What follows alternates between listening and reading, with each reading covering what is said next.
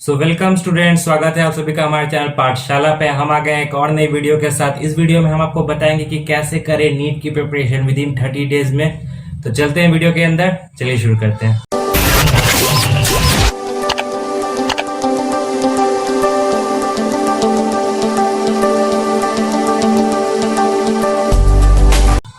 तो स्टूडेंट्स, आज का हमारा वीडियो होने वाला है 30 डे नीट प्लान के बारे में। मैं जानता हूँ कि आपके मन में ये सवाल आया होगा कि अभी तो कोई फिक्स डेट नहीं आई है और जो डेट अभी है दी गई है नीट के एग्जाम के लिए वो आगे भी बढ़ सकती है। तो मैं एक एग्जांपल लेके बताता हूँ कि जैसे कि बचपन में समर वेकेशन होते थे हम लोग के, तो उससे ऑलमोस्ट 4 या 5 दिन पहले हमारा सारा पढ़ाई बंद हो जाती थी, छुट्टी के आने से पहले ही।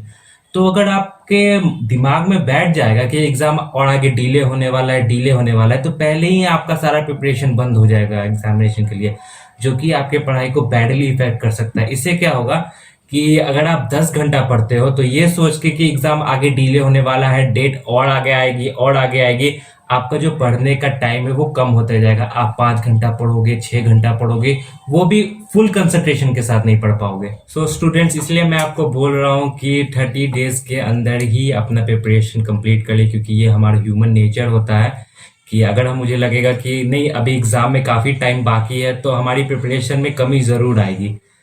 तो क्योंकि अगर आपको नीट क्वालिफाई करना है तो एटलीस्ट दिन के 10 घंटे आपको देने ही पड़ेंगे अपने पढ़ाई में।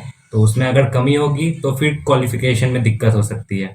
तो अभी बात आती है कि जो 30 डे प्लान है उसमें कैसे प्रिपरेशन करें। तो उसमें पहला पॉइंट आता है एनटीए अभ्यास। जी हाँ, मैं बोलूंगा आप सभी स्टूडेंट्स के लिए, नीट वालों के लिए, कि एनटीए अभ्यास का पेपर जरूर सॉल्व करें, क्योंकि ये बहुत ही बढ़िया पेपर है। हाँ, इसका लेवल 10% ज्यादा है, लेकिन श्योर एंड शॉर्ट ये बहुत ही बढ़िया क्वेश्चन पेपर रहेगा और इससे आपको पता चल जाएगा कि आपकी प्रिपरेशन किस लेवल पे है। आपकी प्रिपरेशन अच्छी है या आपको और मेहनत करने की जरूरत है। अब पेपर सॉल्व करने के बाद कुछ स्टूडेंट्स सवाल करते हैं कि मेरे 80 मार्क्स आ रहे हैं फिजिक्स में या केमिस्ट्री में 70 मार्क्स आ रहे हैं, तो इसको कैसे दूर किया जाए, मतलब अपने मार्क्स को कैसे इंप्रूव किया जाए। तो उसके लिए आप सभी को एक एनालिसिस करना पड़ेगा। तो मान लीजिए कि आपने फिजिक्स का पेपर सॉल्व किया, टोटल 180 का ये मार्क्स का होता है, तो उसमें से आपको 60 मार्क्स सही सही मिल गए और 20 मार्क्स जो थे वो आपके सिली मिस्टेक्स की वजह से चले गए और 100 मार्क्स के क्वेश्चन ऐसे थे जिनका आप जवाब नहीं दे पाए, अटेम्प्ट ही नहीं किया। तो सबसे पहले आपको ये चेक करना है कि जो आपके स्ट्रॉन्ग टॉपिक है उसमें आप गलती तो नहीं कर रहे हैं। अगर आप अपने स्ट्रॉन्ग टॉपिक में भी सिली मिस्टेक करके मार्क्स लूज कर रहे हैं तो सबसे पहले आपको उन टॉपिक पे काम करने की जरूरत है, क्योंकि आप स्ट्रॉन्ग टॉपिक में गलती अफोर्ड नहीं कर सकते हैं। इसलिए सबसे पहले आपको उन टॉपिक पे मेहनत करने की जरूरत पड़ेगी, ताकि आपका जो स्ट्रॉन्ग टॉपिक है एटलीस्ट उसमें से पूरे कंप्लीट मार्क्स आप सिक्योर कर सकें। तो अब आते हैं उन सवालों पे जो आपसे नहीं हुआ, यानी कि 100 मार्क्स का क्वेश्चन जो आपसे कंप्लीटली हुआ ही नहीं। तो उसमें भी कुछ ऐसे टॉपिक्स होंगे जिन्हें देख के लगेगा नहीं ये मैं कर सकता हूँ, अगर इस पे मैं मेहनत करूँ तो ये किया जा सकता है। और कुछ टॉपिक ऐसे होंगे जो लगेगा कि नहीं, अगर कितना भी मेहनत कर लूँ, कितना भी टाइम डाल लूँ, ये टॉपिक मुझसे होंगे ही नहीं। तो जो लगता है कि आपने अगर इस पे थोड़ा ध्यान दिया जाए तो वो हुआ जा सकता है, तो आप उन टॉपिक्स को उठाइए, उन पे मेहनत कीजिए, उनके शॉर्ट शॉर्ट वीडियोस देखें, लॉन्ग वीडियोस ना देखें, क्योंकि लॉन्ग वीडियोस जनरली आपको बोर कर देते हैं और आपका ये काम जो है वो पेंडिंग में पड़ा रह जाता है। तो आप शॉर्ट वीडियोस देखें, टू द पॉइंट्स नोट बनाएं और अपने इन कमजोर टॉपिक को अपने स्ट्रॉन्ग टॉपिक में कन्वर्ट करने की कोशिश करें, ताकि आपका मार्क्स बढ़े और आपका सिलेक्शन होने के चांसेस और ज्यादा इंप्रूव हो। तो पहला पॉइंट हमारा हो गया एनटीए अभ्यास की क्वेश्चन पेपर सॉल्व करने की कोशिश कीजिए। और दूसरा पॉइंट है हमारा कि आप नीट और एम्स की जो प्रीवियस ईयर क्वेश्चन पेपर होते हैं वो सॉल्व करने की कोशिश कीजिए। अब देखिए, यहाँ पे बहुत सारे स्टूडेंट्स के मन में ये डाउट आता है कि मेरी प्रिपरेशन अभी कंप्लीट ही नहीं हो पाई है, पूरी नहीं हुई है, तो मैं प्रीवियस ईयर कैसे सॉल्व करूँ पूरा, वो नहीं हो पाएगा उनसे। तो मैं बोलूंगा कि नहीं, आपकी प्रिपरेशन जितनी हुई है आप उसी के हिसाब से क्वेश्चन बनाना शुरू कर दीजिए, क्योंकि इससे क्या होगा, जिस जिस चैप्टर को आपने कवर कर लिया है उसके तैयारी अच्छी से हो जाएगी, पूरा प्रैक्टिस भी हो जाएगा, क्वेश्चन प्रैक्टिस भी हो जाएगा।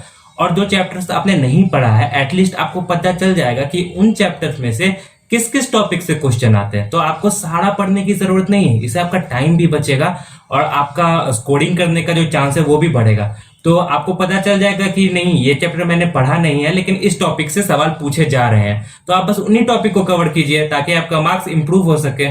और दूसरा सबसे इंपॉर्टेंट बात है previous year question paper solve करने की, कि नीट के पेपर क्वेश्चन पेपर के क्वेश्चंस हर बार रिपीट होते ही होते हैं। एटलीस्ट 20% सवाल जो रहते हैं वो प्रीवियस ईयर के आते ही आते हैं। तो प्रीवियस ईयर क्वेश्चन तो आपके लिए ऐसे होने चाहिए कि आपको कभी भी कुछ पूछ दे कि हाँ इस ईयर का ये क्वेश्चन था, तो उसका आंसर आपको रटा हुआ रहना चाहिए, एकदम रटा हुआ रहना चाहिए। तो प्रीवियस ईयर तो आपका कंप्लीट होना ही होना चाहिए एट एनी कॉस्ट। तो तीसरा टॉपिक आता है हमारा शॉर्ट नोट्स। आप शॉर्ट नोट्स बनाएं, क्योंकि ये जो होता है वो लास्ट टाइम में जो आपका क्विक रिवीजन रहता है उसमें बहुत ही हेल्प करता है। अब मान लीजिए कि आपको फिजिक्स का रिवीजन करना है, तो अगर 11th और 12th के सारे टॉपिक्स को मिला देंगे तो ऑलमोस्ट 6 से 7 कॉपी हो जाएगी रिवीजन करने के लिए, जो कि लास्ट टाइम में बहुत ही मुश्किल है।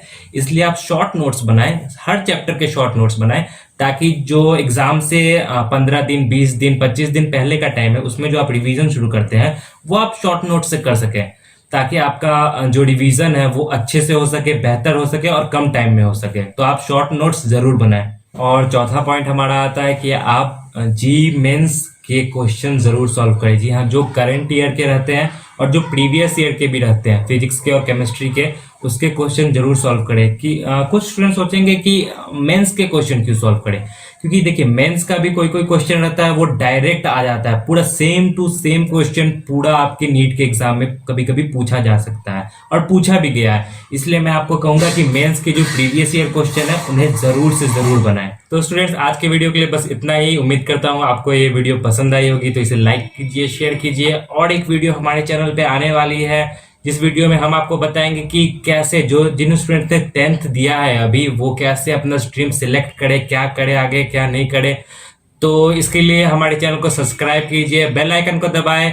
तब तक के लिए stay at home, be safe.